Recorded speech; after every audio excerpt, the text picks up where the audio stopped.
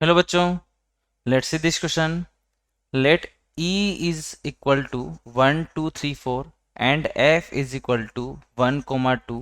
Then the number of onto functions from e to f is. यहाँ पर हमें e से f तक नंबर ऑफ onto functions बताने हैं. तो यहाँ पर हम ऑप्शंस की बात कर लेते हैं. ए ऑप्शन है 14, बी ऑप्शन है 16, सी ऑप्शन है 12 एंड डी ऑप्शन है 8. तो की कॉन्सेप्ट हो जाएगा यहाँ पर.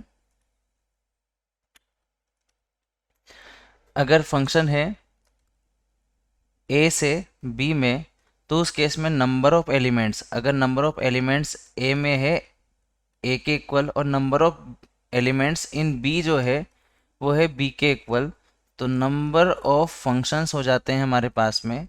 नंबर ऑफ फंक्शंस हो जाएगा यहाँ पर B to the power A, और नंबर ऑफ इनटू फंक्शंस और number of onto functions अगर हम बात करें तो टोटल फंक्शंस के ही पार्ट है ना.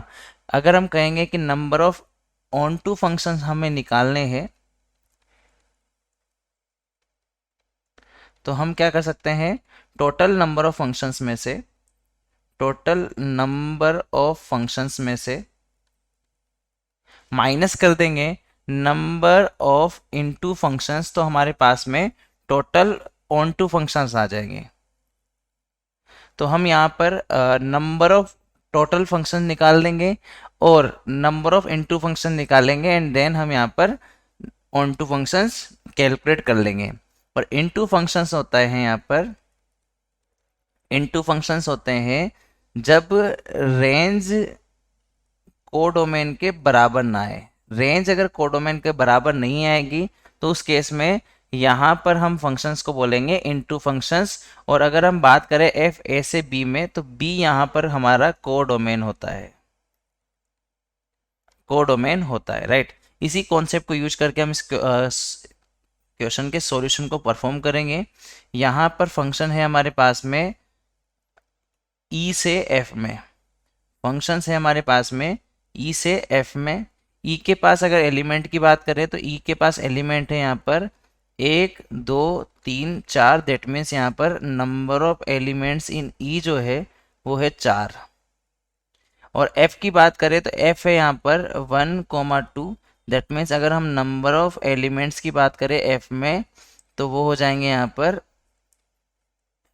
2. ठीक है. तो यहाँ पर number of functions, total number of functions कितने हो जाएंगे, टोटल नंबर ऑफ फंक्शंस हमारे पास में हो जाएंगे B to the power A, यहाँ पर हो जाएंगे 2 to the power 4. That means 16. तो टोटल नंबर ऑफ फंक्शंस हमारे पास आ गए. अब हम इनटू फंक्शंस और ऑन टू फंक्शंस की बात करेंगे, राइट. तो यहाँ पर हम इनटू फंक्शंस और ऑन टू फंक्शन की बात करेंगे. तो इनटू फंक्शंस देखेंगे ध्यान से. तो इनटू फंक्शंस का मतलब है कि रेंज कोडोमेन के बराबर नहीं आनी चाहिए.